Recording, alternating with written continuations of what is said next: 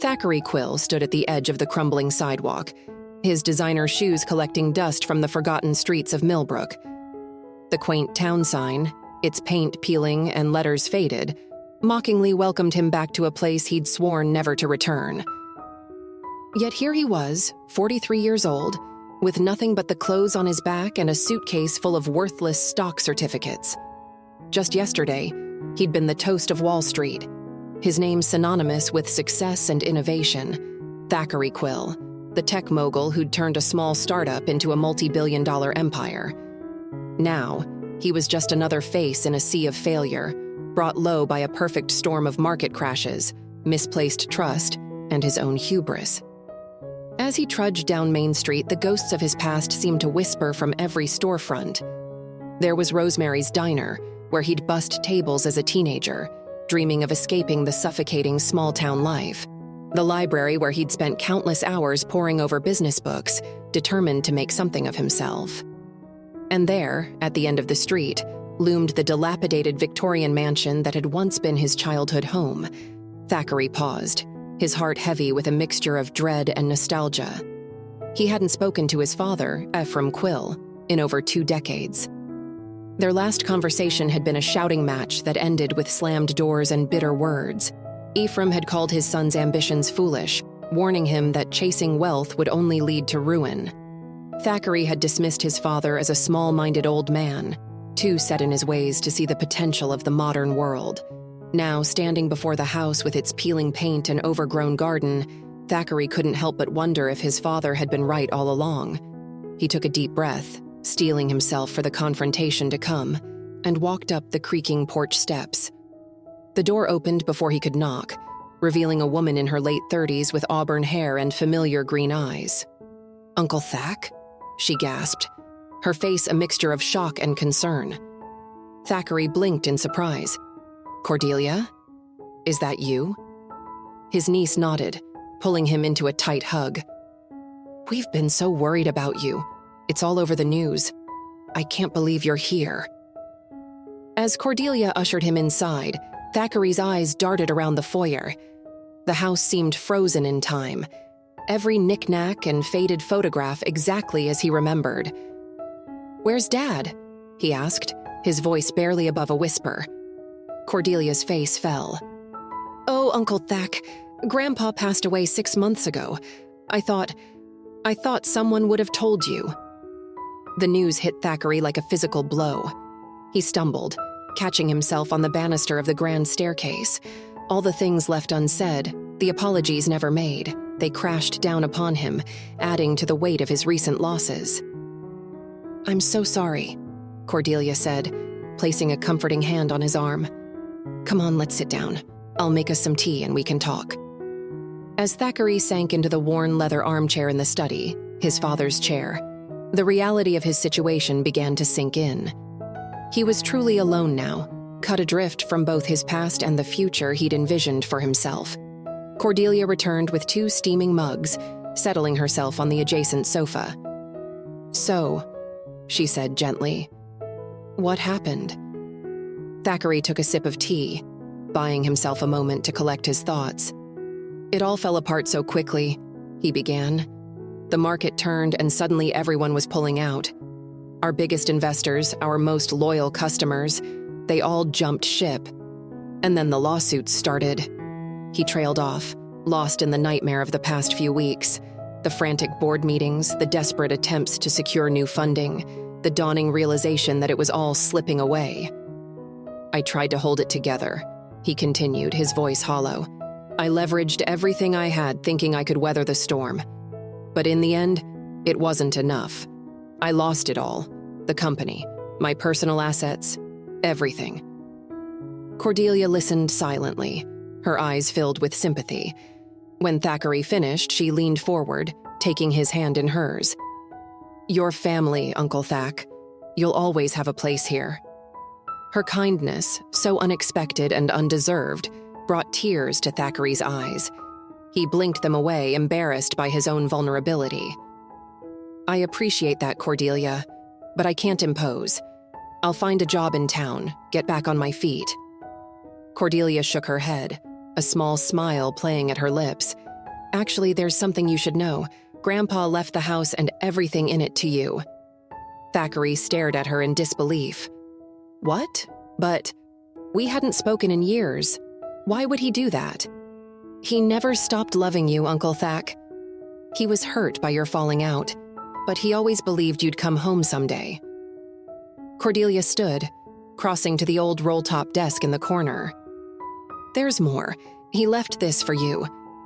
She handed Thackery a thick envelope, his name scrawled across the front in his father's distinctive handwriting. With trembling fingers, he broke the seal and pulled out a letter.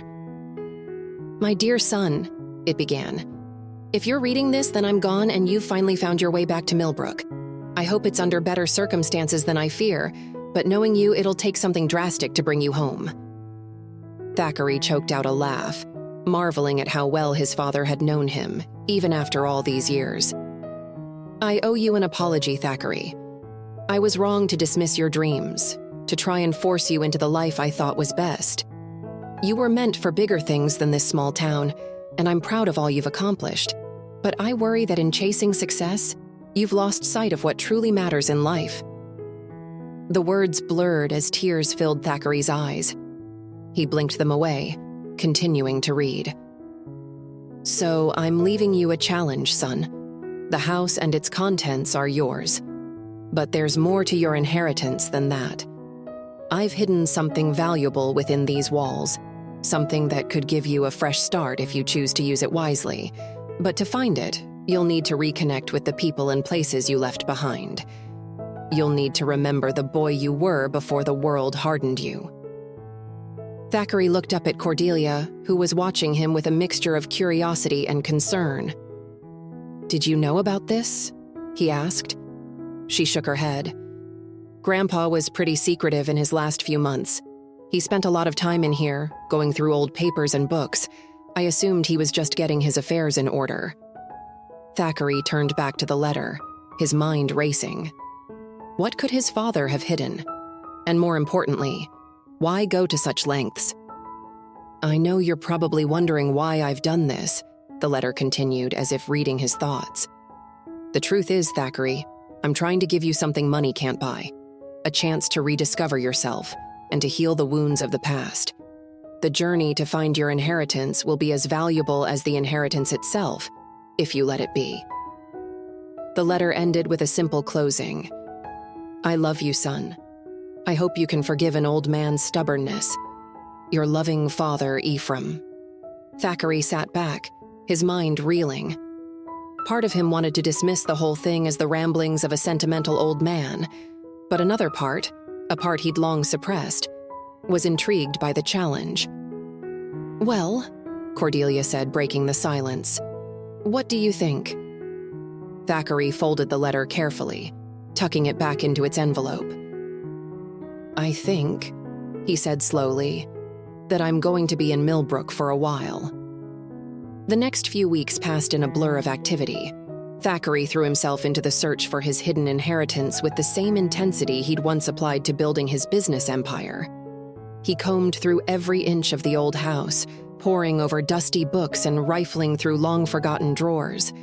But as the days went by, he found himself increasingly distracted by the town and its inhabitants.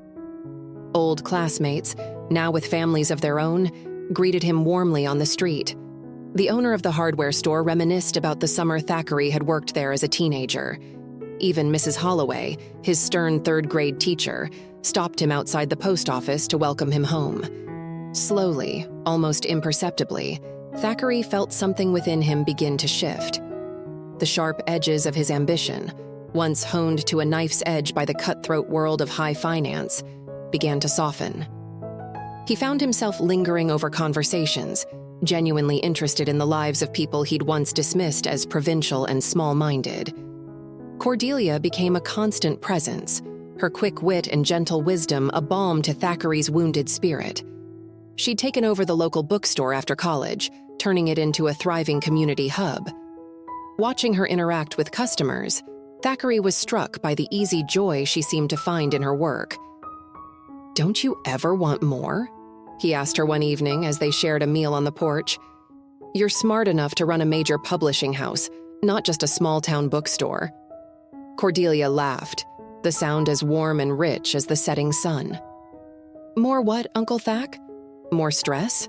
More sleepless nights? I love my life here. I have meaningful work, a community that cares about me, and time to pursue my own interests. What more could I want? Her words stayed with Thackery long into the night, echoing in his mind as he lay awake in his childhood bedroom. He thought of the countless hours he'd spent in board meetings and on red-eye flights, always chasing the next big deal. When was the last time he'd felt truly content? As the search for his inheritance continued, Thackery found himself drawn into the rhythms of small-town life. He volunteered at the local food bank, surprised by the satisfaction he felt in such simple acts of service. He attended town council meetings, offering his business expertise to help solve local issues. And slowly, the guarded looks and whispered comments about the prodigal son gave way to genuine smiles and warm greetings. But not everyone was happy about Thackery's return. Silas Blackwood, the town's most prominent real estate developer, viewed Thackery's presence with suspicion. Silas had been angling to buy the Quill property for years, seeing it as the key to a lucrative development project that would revitalize Millbrook. "You can't seriously be considering staying here," Silas cornered Thackery outside Rosemary's Diner one afternoon. "A man of your talents belongs in the big city. Why don't you let me take that old house off your hands? I'll give you a fair price, enough to start fresh somewhere more suitable." Thackery felt a familiar spark of anger ignite in his chest. The old Thackery would have torn into Silas, using his sharp tongue and sharper mind to put the man in his place. But something held him back. "Thank you for the offer, Silas," he said calmly, "but I'm not interested in selling. Millbrook is my home." The words surprised him as much as they did Silas. When had Millbrook become home again? As summer faded into autumn, Thackery no closer to finding his inheritance. He'd searched every nook and cranny of the house, decoded every cryptic note in his father's old journals, but whatever Ephraim had hidden remained frustratingly out of reach. Cordelia found him one crisp October morning, sitting dejectedly on the porch steps. "Still no luck?" she asked, settling beside him. Thackery shook his head.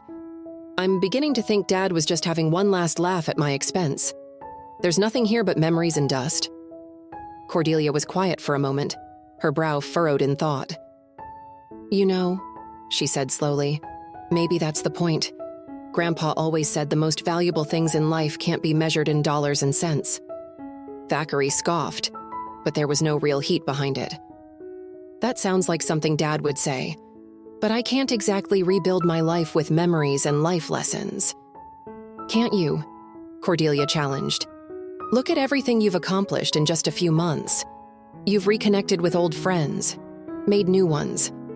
You've become a respected voice in the community.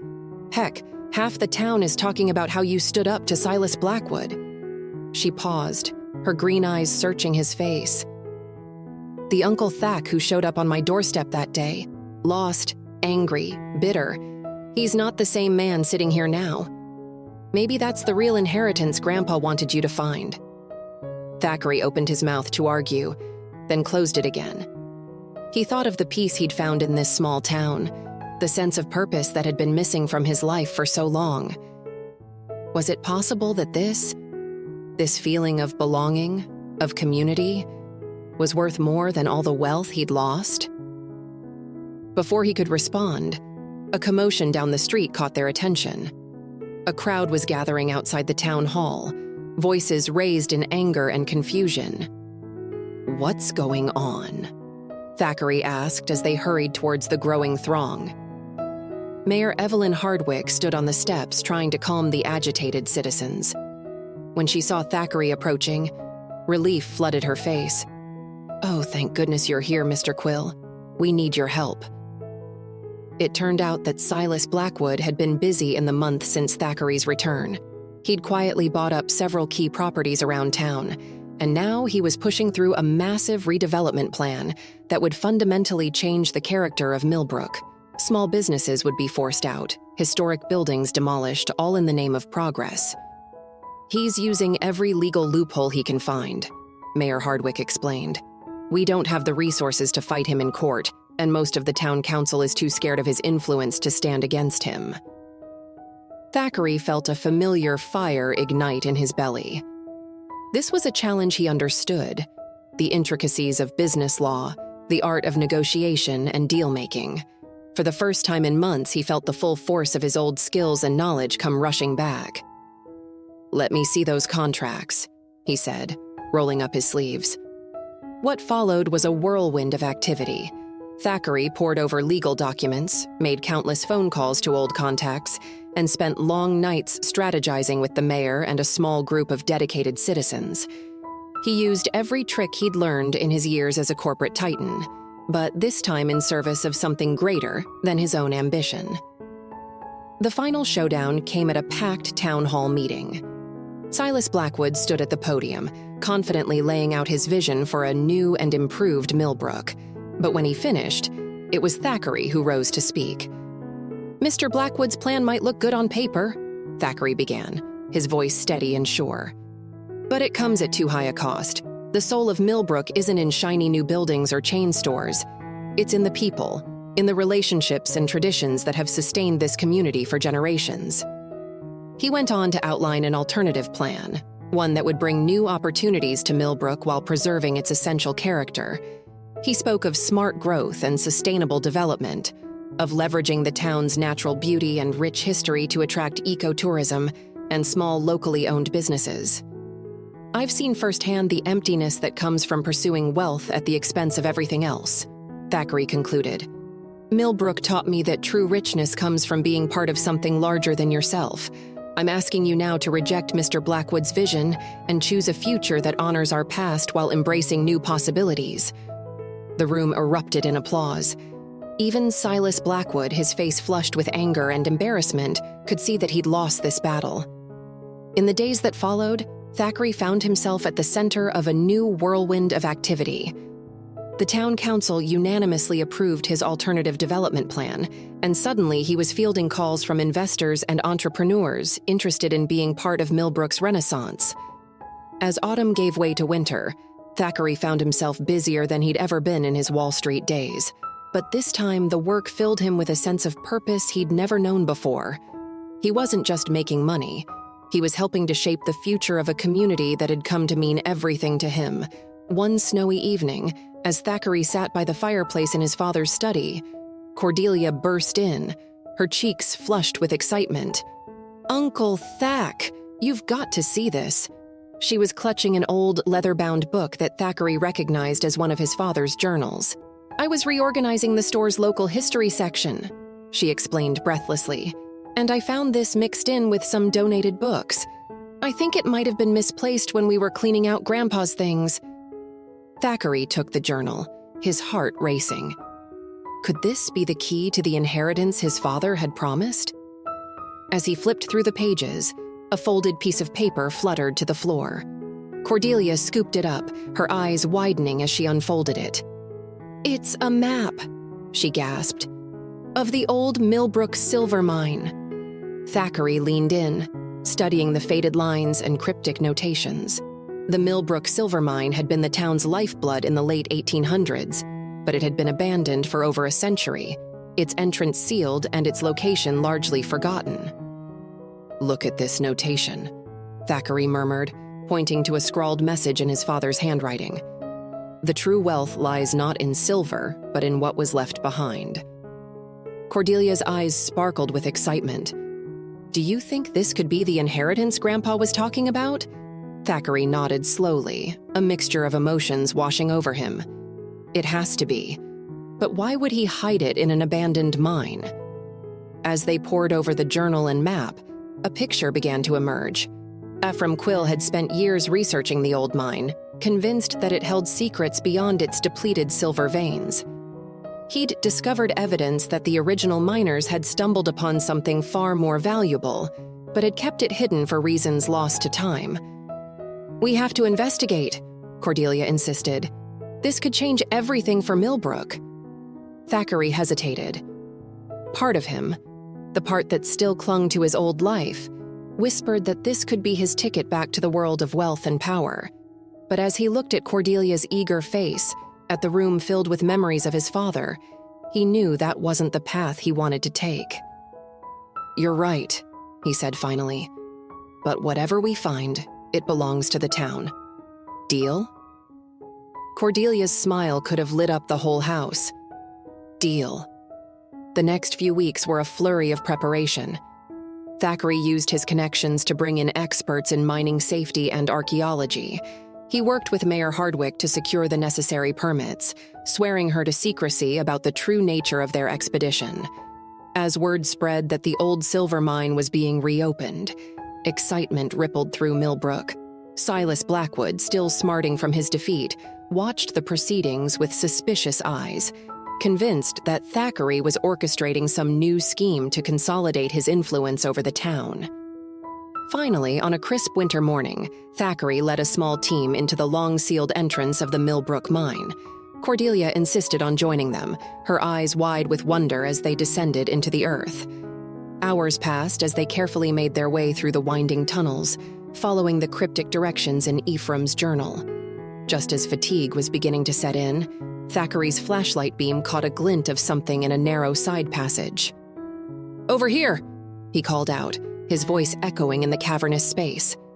As the team gathered around, they found themselves staring at a small, intricately carved wooden box, half buried in decades of dust and debris. With trembling hands, Thackery lifted it free, feeling the weight of history and his father's final lesson in his hands. Inside the box, they found not gold or jewels, but a collection of documents, deeds, maps, and letters dating back to Millbrook's founding. As they pored over the contents, the true nature of Ephraim Quill's inheritance became clear. The documents revealed that the original founders of Millbrook had set aside a vast tract of land in a trust for the benefit of future generations. Over time, the trust had been forgotten, its purpose obscured by poor record-keeping and the passage of time.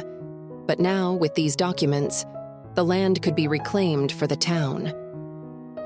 "Do you realize what this means?" Cordelia breathed, her eyes shining in the dim light of the mine. "This land, it could be used for sustainable agriculture, nature preserves, affordable housing. The possibilities are endless." Thackery nodded, a lump forming in his throat.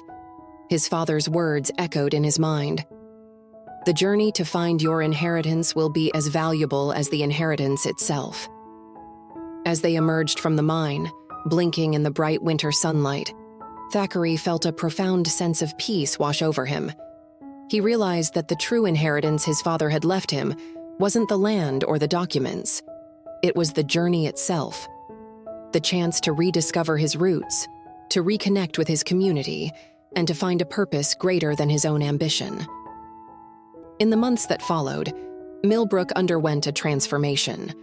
The newly reclaimed land became the centerpiece of Thackery's sustainable development plan. Organic farms sprang up, providing fresh produce for the town and surrounding areas. A nature preserve protected the area's unique ecosystem, while a carefully planned affordable housing project helped young families put down roots in the community. Thackery threw himself into the work with a passion he'd never known in his corporate days.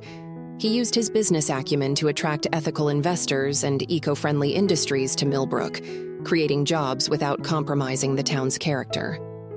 Silas Blackwood, seeing the tide of public opinion turn decisively against him, finally admitted defeat. In a surprising turn of events, he approached Thackery with an offer to collaborate on a scaled-down version of his original development plan, one that would complement rather than overwhelm the town's new direction. As spring bloomed in Millbrook, Thackery stood on the porch of his family home, no longer a symbol of past regrets, but a beacon of new beginnings. Cordelia joined him, handing him a steaming mug of coffee. "You know," she said, leaning against the railing, "when you first showed up here, I never would have believed this is how things would turn out." Thackery chuckled, shaking his head. "You and me both. I came here thinking I'd lost everything, but..." He paused, taking in the vibrant town spread out before him. "I think I've gained more than I ever had before." Cordelia smiled, bumping his shoulder affectionately. "So, what's next for the great Thackery Quill? Now that you've saved the town and uncovered long-lost treasures, are you ready for a new adventure?" Thackery took a sip of his coffee, considering the question. In his old life, he would have already been planning his next conquest, his next climb up the ladder of success. But now, he found himself content in a way he'd never experienced before. "You know," he said slowly, "I think my next adventure might just be learning how to stay put, to build something that lasts, not for my own glory, but for the people I care about."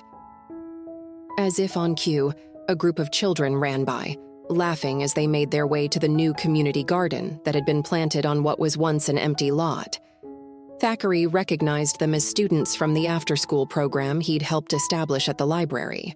Besides, he added with a grin, "I have a feeling Millbrook isn't done surprising me yet." Cordelia laughed, the sound mingling with the chirping of birds and the distant hum of a town coming to life. "Well, Uncle Thack, if there's one thing I've learned, it's that life has a way of giving you exactly what you need, even if it's not what you thought you wanted.